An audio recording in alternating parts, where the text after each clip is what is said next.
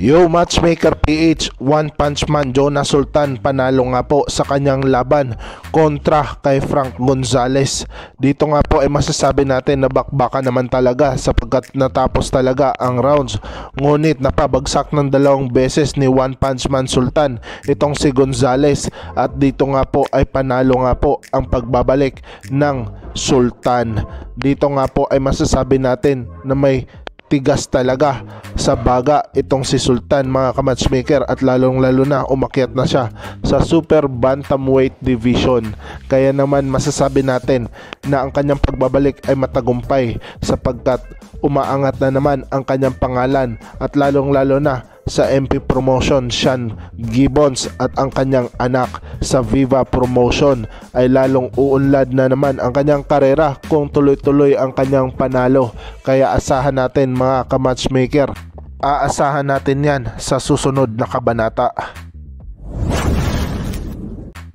Samantala, mga kamatchmaker, Stephen Lunas, ang catman ni General Casimero, ay masasabi natin na nagsalita na nga po siya tungkol sa issue, at dito nga po ay masasabi natin na itong si General Casimero ay tinanggal na talaga siya bilang catman sa laban at bakbakan sa bansang Japan, at sinabi nga niya na wala namang problema, ngunit kailangan lang niyang sabihan harap-harapan at diretsahan, hindi malalaman sa ibang tao. Malala natin na siya nga po ang catman ng kontra Ngiting Buewa. At dito nga po ay masasabi natin na sinabi din ng kanyang utol na si Kuya Lods Jason Casimero na siya pa rin ang catman pagdating sa laban sa US. Kaya naman aasahan natin na kumpleto pa rin sila. Ngunit as of now, sa bansang Japan ay iba ang kanyang catman, at dito ay maalala natin ang kanilang banding. Ngunit ngayon ay medyo nagkatampuhan nga lang sapagkat nagkalabuan ang komunikasyon. Kaya naman masasabi natin na all is well on the hood. At dito nga po ang Team Casimero ay babalik sa bansang Japan, ngunit wala na ang catman na si Stephen Lunas.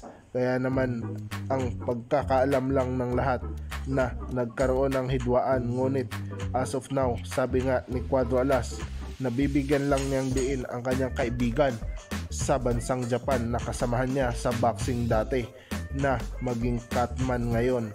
At syempre hindi naman mawawala si Kuya Lods Jason Casimero sa kanyang tabi bilang coach.